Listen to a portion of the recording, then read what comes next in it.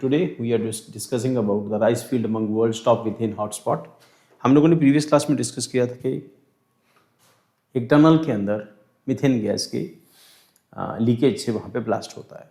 अभी दूसरी न्यूज़ जो हम लोगों ने ये भी डिस्कस किया था उस न्यूज़ के अंदर हम लोगों ने कि इंडिया की जो कोल माइंस हैं झारखंड के अंदर या फिर झारखंड बेसिकली वहाँ पर कोल माइंस में लगातार मीथेन गैस निकलती रहती है, इस करके वहाँ पे लगातार ब्लास्ट होते रहते हैं, आग लगी रहती है कोल माइंस के अंदर मीथेन गैस की वजह से। अभी जो एक और न्यूज़ है, क्योंकि वर्ल्ड का हमारे ऊपर प्रेशर है, इंडिया पेरिस एग्रीमेंट के अंदर हम सिग्नेटरीज हैं, तो उसके अकॉर्डिंगली पेरिस एग्रीमेंट के अकॉर्डिंगली इंडिया को अपने यहाँ से जो कार्बन एमिशन है, खासतौर के ऊपर जितनी भी ग्रीन हाउस गैसेस हैं उनका कार्बन एमिशन इनको कम करना है। अब कार्बन एमिशन कम करने के लिए हमारे पास मीथेन गैस है, ये भी कार्बन एमिशन करती है, ये भी ग्लास हाउस गैस है और कार्बन डाइऑक्साइड से ज़्यादा रिस्पॉन्सिबल है ये जो ग्लास हाउस इफेक्ट है उसको डेवलप करने के लिए, ये ग्रीन हाउस गैस है। अब इम्पॉर्टेंट है कि जहाँ जहाँ पर कोई चीज़ जो है वो सड़ना शुरू होती है, डीके होता है, चाहे वो हमारे यहाँ पर मिसमैनेजमेंट ऑफ गार्बेज है या मिसमैनेजमेंट ऑफ सीवरेज है या मिसमैनेजमेंट ऑफ काउडंग है या फिर मिसमैनेजमेंट ऑफ ये जो राइस पैडी है इसका है, इन सभी चीज़ों से जहाँ कुछ चीज़ सड़ेगी मीथेन निकलेगा वहाँ से। अब राइस पैडी जहाँ पर खेतों के अंदर धान लगाया जाता है तो बेसिकली धान जो है उन एरियाज के रहते हैं जहाँ के कंसिस्टेंटली जो फ्रीक्वेंटली फ्रेश एयर चलती रहती है, कोस्टल एरियाज के अंदर जहाँ पर फ्लडिंग का एरिया है या फिर वो जो सीपेज का जहाँ पे पालम है वहाँ पर धान लगता था। अब क्योंकि धान जो है वो इंडिया में वाइड स्प्रेड हो गया और उसकी खेती बढ़ गई, लोगों में डिमांड बढ़ गई राइस की। अदरवाइज लोग स्टेपल फूड खाते थे, हमारे यहाँ पे मक्की ज्वार बाजरा बीजा जाता था। अब क्या हुआ कि पंजाब, राजस्थान, हिमाचल, हरियाणा के खासतौर पे जहाँ पर इरीगेशन फैसिलिटी अवेलेबल है, जिसको हम लोग ज्योग्राफी में पढ़ते हैं कि नॉर्थ का जो प्लेन है यहाँ पर एग्रीकल्चर फैसिलिटी अवेलेबल है और ट्यूबवेल है, वेल इरीगेशन है और कैनाल इरीगेशन है, जिसकी वजह से क्योंकि जो पानी है फ्री फ्लो मिल रहा है, इस करके लोगों ने वहाँ पर धान लगाना शुरू कर दिया। अगर सॉइल उसके लिए सूटेबल है तब भी, नहीं सूटेबल है तब भी, तो उसकी वजह से क्या हो रहा है कि इमिशन हो रहा है मीथेन गैस का। इंपॉर्टेंटली ये उतनी प्रॉब्लम नहीं थी क्योंकि मीथेन गैस जो है उतनी बड़ी प्रॉब्लम उस टाइम पे नहीं थी जब तक इसके एरिया थोड़ा था और ये कार्बन सिंक का काम कर रही। कार्बन सिंक मतलब कार्बन डाइऑक्साइड अगर धान के खेतों पे पहुंचता तो वो सिंक हो जाती थी, कार्बन है ना, एटमॉस्फेरिक कार्बन जो है वो सिंक हो जाती थी। अब क्या हुआ उसके बाद कि डीप टिलेज शुरू हुआ, नई टेक्निक आ गई, ट्रैक्टर्स आ गए, हैवी ट्रैक्टर्स आ गए, तो उसमें टिलेज शुरू हुआ, तो उन्होंने ज़मीन के अंदर तक खोदा तो वहाँ से जो मीथेन थी वो निकलनी शुरू हुई, रिलीज होनी शुरू हुई। अब उसके ऊपर आप पानी स्टोर कर देते हैं, फिर धान लगता है तो उसमें से जो डीके होता है उसमें से फिर मीथेन गैस निकलती है जो इन्वायरमेंट के लिए डेंजरस है। तो हमें बार बार वार्निंग मिलती है कि इंडिया मीथेन गैस का है, क्योंकि यहाँ पे पशु भी है ना, जो एनिमल हस्बेंड्री है वो भी इंडिया में बड़े लेवल के ऊपर होती है। अब वहाँ पे उनका जो गोबर है वो भी सड़ता है और फिर उसके बाद खुद जो खाते हैं, जुगाली करते हैं, उससे मीथेन गैस निकलती है। रिसेंट ईयर्स में क्योंकि अब ये जो फार्मिंग है इस तरह की जो डेयरी प्रोडक्ट है या डेयरी फार्मिंग है, इसमें क्या हुआ कि पशु जो है, जानवर है जो बंधा उसको खाना डालते जा रहे हैं क्योंकि उसको दूध ज़्यादा देता है, 30-40 लीटर करके, खाता भी ज़्यादा खाता है। अब चलता फिरता तो है नहीं, एक ही जगह पे खड़ा है, एक ही जगह पे बैठा है, तो उनके अंदर गैस बनती रहती है। तो आपने कई बार यूट्यूब पे देखा होगा कि उनके पेट में एक आर्टिफिशियल सुराख कर देते हैं, उसमें आग लगा देते हैं, उनके पेट से मीथेन गैस निकलती रहती है। ठीक, तो उनकी ज़्यादा खाने की वजह से भैंसों की डेथ हो जाती है, भैंसों को प्रॉब्लम होती है, खासतौर के ऊपर गाय भैंस जो बड़े है ना बिग एनिमल हैं उनको।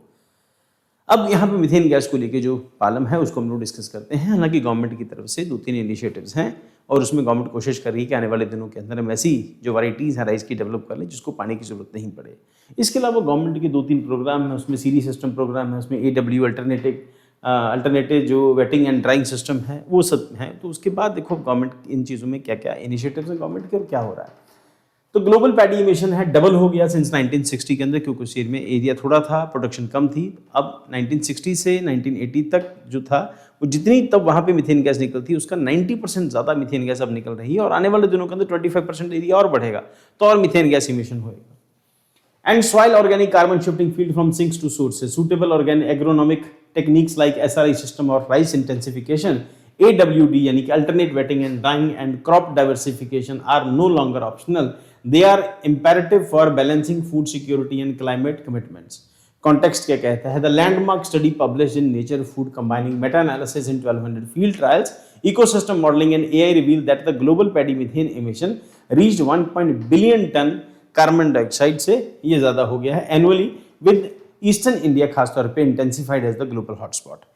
तो इंडिया का जो ईस्टर्न पार्ट है, जिसको हमने डिस्कस किया, ईस्टर्न पार्ट मतलब जो कोस्टल एरियाज हैं, उड़ीसा, मध्य प्रदेश, उड़ीसा, आंध्र प्रदेश और तमिलनाडु, और उसके अलावा नॉर्थ ईस्ट की स्टेट्स, खासतौर के ऊपर बिहार का एरिया है, जहाँ पे बेसिकली जिनका स्टेपल फूड जो है राइस है, वहाँ पर राइस जो पैडी है उसका एरिया बड़ा हो गया। अब उसकी वजह से मीथेन गैस इमिशन भी ज़्यादा है। उसका एक बड़ा फैक्टर जो है उसमें फर्टिलाइजर्स है, जो फर्टिलाइजर डाल रहे हैं उसकी वजह से भी, प्लस डीप टिलेज उसके पीछे एक और फैक्टर, डीपर टिलेज है। टिलेज की वजह से ट्रैक्टर्स, बड़े ट्रैक्टर्स आ गए और वो ज़मीन को अंदर तक खोज रहे हैं, है ना। तो जितना अंदर जाके डीप जाके उसको करेंगे, ज़मीन को बार बार पलटेंगे, तो मीथेन गैस उतनी ज़्यादा निकलेगी। तो this analysis examine the biochemistry and biomethanogenesis soil carbon depletion SRI-AW mitigation framework. The KERA AW Kerala से शुरू होता है और इसका पूरा नाम है केरला क्लाइमेट रिजिलियंट इनिशिएटिव है।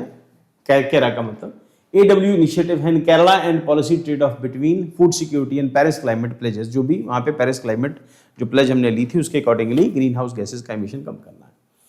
The comprehensive global study published peer-reviewed journal Natural Food has revealed that greenhouse gas emission from paddy field worldwide have nearly doubled। 90% increase हुआ है इसके अंदर सिर्फ 1990, 60 to 1980 के बाद बेसलाइन पीरियड है, उसके बाद से लेके अब तक 90% इंक्रीज हुआ है। Driven by the intensive irrigation, fertiliser over use and severe soil carbon loss. अब ये एक बड़ा फैक्टर है। पहला, अब इसके अंदर क्या क्या फैक्टर्स हैं देखो तो। पहला तो ये है इंटेंसिव इरिगेशन है, इरिगेशन फैसिलिटीज मिल गई, फर्टिलाइजर का ओवर यूज हो गया and severe soil carbon loss है। ये एक बड़े फैक्टर्स हैं जिसकी वजह से कार्बन इमिशन मीथेन इमिशन ज्यादा हो रहा है। Crucially study signals out that the paddy fields in eastern India are one of the world's primary कहां पे? ईस्टर्न इंडिया के अंदर world's primary global methane hotspot है। इसका मतलब irrigated rice cultivated across India now releases approximately 3.9 million tonne of methane annually. तो हम लोग 3.9 मिलियन टन मीथेन जो है हर साल प्रोड्यूस कर रहे हैं। A volume exceeding the entire nation methane emission footprint in Germany. पूरे जर्मनी में जितना मीथेन गैस इमिशन होता है उससे ज्यादा इमिशन हम इंडिया में कर रहे हैं, सिर्फ ईस्टर्न इंडिया का। So this development intersect directly by, ये जो सेक्शन है GS3 के अंदर agriculture, economic, environment and pollution area के अंदर major cropping pattern and climate change commitments and GS2 के अंदर government policies and food security के अंदर ये सेक्शन जो है आपका इंपॉर्टेंट हो जाएगा। इसका कलर मैंने रेड किया, एक बार आप देख लेना, इसको अलग से लिख लेना। और requiring civil service aspirant to synthesize soil biochemistry, agronomic practices and national mitigation strategy. कौन सी strategy government of India use कर रही है सिविल सर्विसेज के स्टूडेंट के लिए इंपॉर्टेंट हो जाता है। ग्लोबल पैडी फुटप्रिंट क्या है? 1 बिलियन टन है। Annual carbon dioxide equivalent emission from the global rice field during 2010 to 20 90.4% since 1960 हमने डिस्कस किया कि बढ़ा है। Indian irrigation methane 3.9 metric ton methane हर साल इंडिया प्रोड्यूस कर रहा है। एंड उसके बाद 2031 से 2050 के बीच में प्रोजेक्शन क्या है कि इसमें 25% राइज और होएगा। इसका मतलब लगभग 115% मीथेन इमिशन होना शुरू हो जाएगा 1960 से 80 के कंपैरेटिवली इस इन सालों के अंदर। Projected jump in global rice emission due to the climate warming, erratic rain and input intensity। अब जिसको मैंने डिस्कस किया था कि पहाड़ों की स्लोप्स के ऊपर पहले पेड़ होते थे, है ना। जब आपने पेड़ ही काट दिए सारे इन एरियाज के अंदर, तो पानी फ्री फ्लो नीचे आ रहा है, उसकी वजह से और प्रॉब्लम हो रही है, तो फ्लडिंग ज्यादा है। और उसके साथ साथ ग्लोबल वार्मिंग जैसे जैसे होगी, ग्लेशियर ज्यादा पिघलेंगे, रिवर में फ्लड ज्यादा आएंगे, उसकी वजह से और ज्यादा मीथेन इमिशन होगा। देन उसके साथ comprehensive in depth technical agronomic analysis क्या कहता है? Biochemistry of paddy methanogenesis soil organic carbon depletion anaerobic decomposition. सबसे बड़ा फैक्टर यही है कि डीकम्पोज हो रहा है, जो भी मटेरियल नीचे है वो डीकम्पोज हो रहा है। जो चीज सड़ती है वो डीकम्पोज होती है, उससे मीथेन गैस निकलती है, चाहे कुछ भी सड़ रहा हो। तो घरों का जो गार्बेज है, जो शहरों के अंदर से जो गार्बेज निकला, इसमें से मीथेन गैस इमिशन है। तो वर्ल्ड तो हमें ठीक से कंप्लेन करेगा ना, क्यों? क्योंकि आपके पास मिसमैनेजमेंट ऑफ ये जो गार्बेज है उसका है, मिसमैनेजमेंट ऑफ गोबर है, ठीक, और मिसमैनेजमेंट ऑफ माइंस है जिसको मैंने डिस्कस किया, और मिसमैनेजमेंट ऑफ राइस पैडी है। तो पेरिस एग्रीमेंट के अंदर जो प्लेज है उसके तो हम लोग अगेंस्ट जा रहे हैं। Then rice is traditionally grown in continuously submerged conditions. ज्यादातर एरिया जहां पानी में डूबे रहते हैं वो इसके लिए रिस्पॉन्सिबल होते हैं। Isolated soil from the atmospheric oxygen creating anoxic, anaerobic conditions. Anaerobic archaea known as methanogens thrive in the environment, breaking down soil organic matter and releasing CH4 as metabolic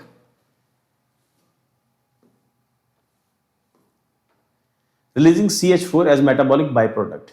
तो इसमें से CH4 यानी कि methane gas जो emission होता है, जिसको हमने डिस्कस किया था, जो चीज़ें सड़ती हैं तो मीथेन गैस निकलती है। ये डीप टिलेज है। देखो, जब आप डीप टिलेज करेंगे, इतने तो बड़े ट्रैक्टर्स लेके करेंगे, ज़मीन अल्टा पल्टी होगी, तो फिर मीथेन गैस निकलेगा।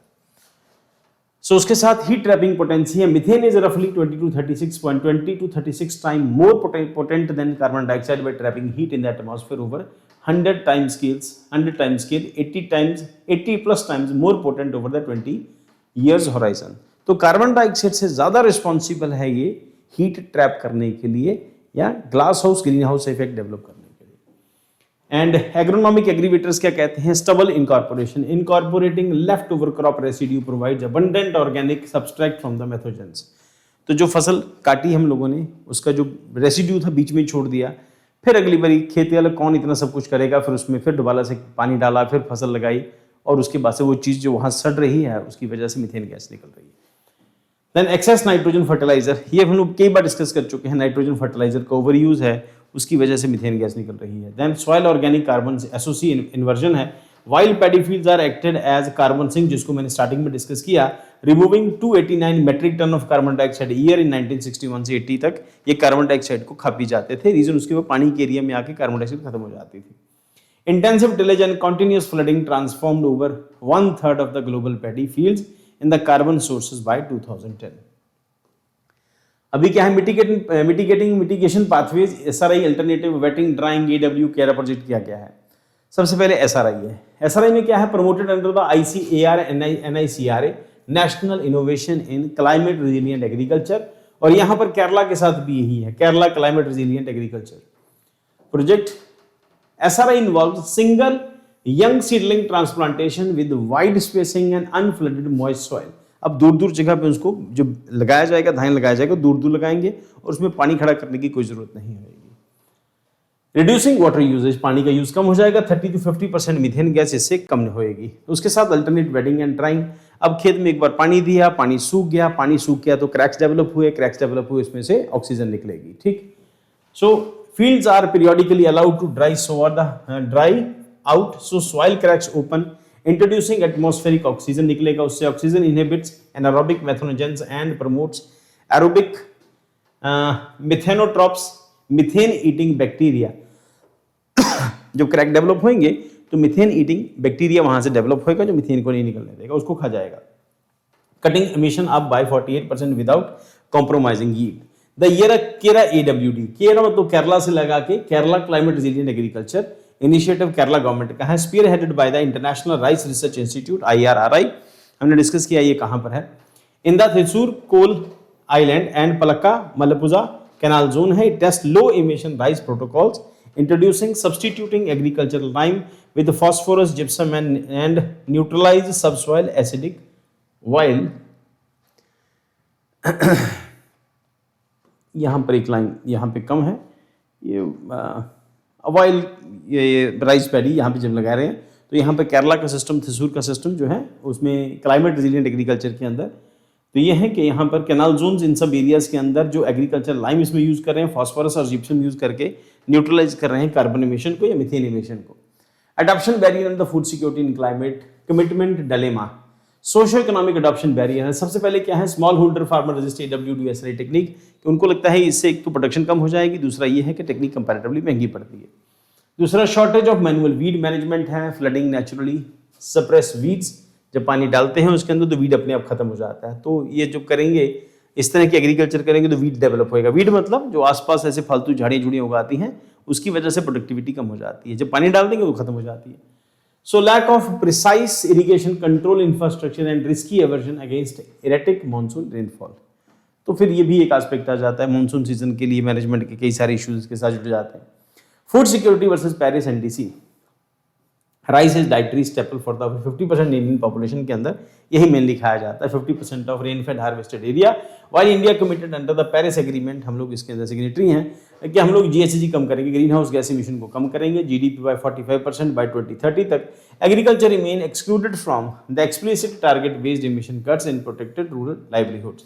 तो अभी तक एग्रीकल्चर इसके बीच में नहीं आया, पर आने वाले दिनों के अंदर हमें पता हमारे ऊपर प्रेशर डेवलप होगा, हमें ये करना पड़ेगा। क्रॉप डाइवर्सिफिकेशन इंपेरेटिव क्या है? Distorted MSP, procurement and power subsidies heavily favour water guzzling paddy. अब ये एक बड़ा फैक्टर है, एमएसपी और दूसरा ये जो इलेक्ट्रिसिटी के ऊपर जो सब्सिडी मिलती है, इसकी वजह से पानी लगा के पंप लगा के भूल गया फार्मर, उसको पता ही नहीं, क्योंकि उसको पता है इलेक्ट्रिसिटी सब्सिडी पे आ रही है। तो indigenous climate resilient course gains हैं, मिलेट हैं, श्री अन्न पल्सेस, ऑयल सीड्स, ये भी उगाए जा सकते हैं। Sustainable mitigation demand procurement parity and SHG led extension to the alternative crops. तो नई क्रॉप्स उगाई जा सकती हैं, उनकी जगह अल्टरनेटिव ढूंढे जा सकते हैं। की टेकअवेज क्या है? Anaerobic soil mechanism and methanogenesis, controlling flooding staff paddy from the oxygen eating, creating anaerobic habitat where methanogenic microbes flushing, converting organic matter and crop substance into the methane gas. जो सड़ेगा, जो पैदा होएगा, पानी में रख देंगे, जो थोड़ा थोड़ा सड़ेगा वहाँ पे उसे मीथेन गैस निकलेगी, ये तो कंफर्म है। Then eastern India global hotspot, हम इसको डिस्कस कर चुके हैं, इसको भी डिस्कस कर चुके हैं। Inversion of soil carbon sink, हम इसको भी डिस्कस कर चुके हैं। जो प्रूवन है agronomic solution SRI and AW इसका सोल्यूशन है, केरा AW सॉइल इसका सोल्यूशन है। स्ट्रक्चरल क्रॉप डाइवर्सिफिकेशन नेसेसरी है। Long term climate resilient required shifting MSP procurement irrigation subsidies away from the water intensive paddy towards indigenous millet pulses and oil seeds.